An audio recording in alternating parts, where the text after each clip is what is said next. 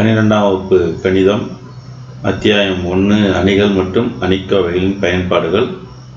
இந்த தலைப்பில் பயிற்சி 1.2ல் முதல் கணக்கில் 4வது பிரிவு.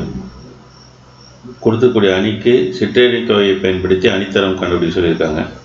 ஸோ அதனால் இந்த அணித்தரம் கண்டுபிடிக்கிறது நம்ம வழக்கமாக என்ன பண்ணோம்னா, கொடுக்கக்கூடிய அணியை ஏன்னு எடுத்துப்போம்.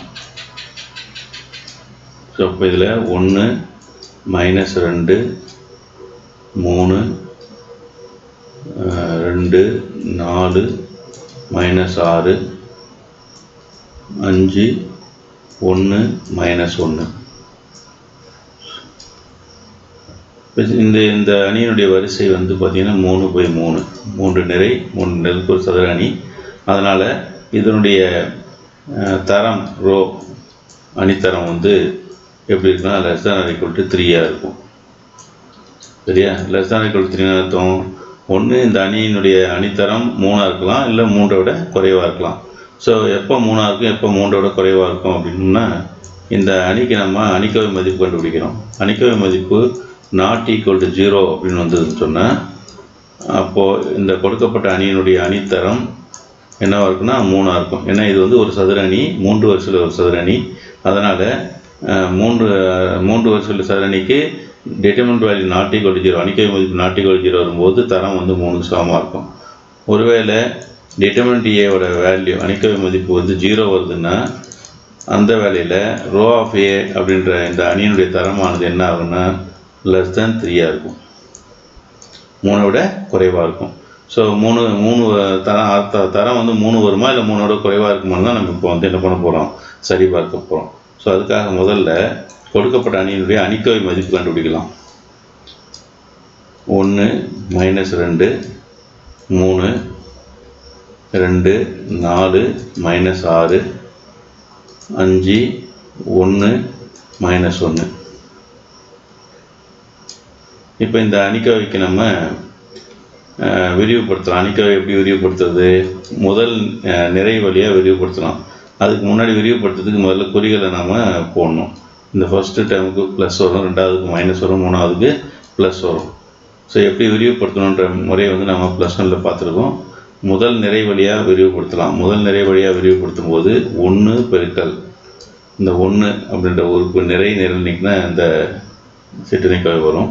4 -6 1 -1 இதை விரிவுபடுத்தலாம். 4 பெருக்கல் -1 4 பெருக்கல் -1 -4. அடுத்தது இந்த 1 -6 பெருக்கும்போது -6 வரும். இதை ரெண்டையும் பெருக்கி கழிக்கணும். கழிக்கிறதுனால -6 என்ன வரும், +6 வரும். சரி, அடுத்தது மைனஸ் போடணும். இந்த குறி மைனஸ், ஆனால் உறுப்புலேயும் ஒரு மைனஸ் இருக்குது. அப்போ 2 மைனஸ் சேர்ந்து என்ன ஆகும், ப்ளஸ் ஆகும். 2 இருக்கக்கூடிய நிரல் விட்டோம்னா 2 -6 5 -1 இந்த 4 உறுப்பு எடுத்துக்கணும். அதில் இந்த முதன்மை மூலைவிட்டம் சொல்லக்கூடிய 2 -1 பெருக்கணும்னா -2 வரும். 5 -6 பெருக்குன்னா -30 வரும். நான் கழிக்கிறதுனால அது என்ன வருது, +30 மாறும். அதன் பிறகு +3 இருக்கக்கூடிய நிரல் விட்டோம்னா இந்த 4 உறுப்பு வரும். 2 பெருக்கல் 1 2. அடுத்தது 5 பெருக்கல் 4 -20 +20 வரும். கழிக்கிறதுனால அது என்ன ஆகுது, -20 ஆகுது. சமம். இங்கே பாருங்கள், 1 பெருக்கல் இங்கே உள்ள ப்ராக்கெட்டில் 6 ப்ளஸில் பெருசாக இருக்குது, மைனஸில் சின்னதாக இருக்குது. அப்போ 2ன்னு போடலாம். 1 பெருக்கல் 2 2. சரியா? அடுத்தது இங்கே அப்படியே போட்டுக்கலாம் டைரெக்டாக கூட. +2 பெருக்கல் உள்ளே பாருங்கள் 30 பெரிய எண் -2 சின்ன எண். அப்போ 30 2 கழிச்சா 28. பெரிய எண்ணுடைய குறி ப்ளஸ் அப்படியே போட்டுக்கலாம். அடுத்தது +3 பெருக்கல் இங்கே -20 பெரிய எண், பெரிய எண்ணுடைய குறி -. 20 2 கழிச்சோம்னா 18. பெரிய எண்ணுடைய குறியை போடணும், -18. சரியா? இப்போ இந்த மதிப்பு என்னன்னு பாருங்கள், 2 +2 பெருக்கல் 28 56 -3 பெருக்கல் 18 3 பெருக்கல் 18 54. சரியா?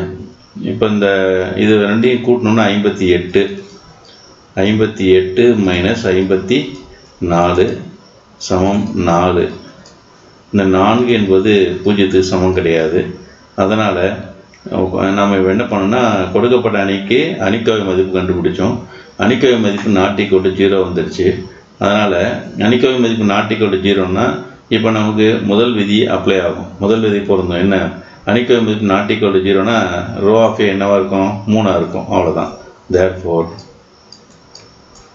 Row of A equal to 3. அவ்வளோதான். ஏன்னா இப்போ வந்து அணிக்கோவை மதிப்பு நாட் ஈக்குவல் டு 0 வந்தால் ஃபர்ஸ்ட் ரூல், அணிக்கோவை மதிப்பு 0 வந்தால் தான் அடுத்த பற்றி நம்ம திங்க் பண்ணணும். இப்போ அந்த பிரச்சனையும் இங்கே வரல. அதனால் அணிக்கோவை மதிப்பு நாட் ஈக்குவல் டு 0னால இந்த கொடுக்கப்பட்ட அணியுடைய தரம் என்னவாக இருக்கும்? 3ஆக இருக்கும்.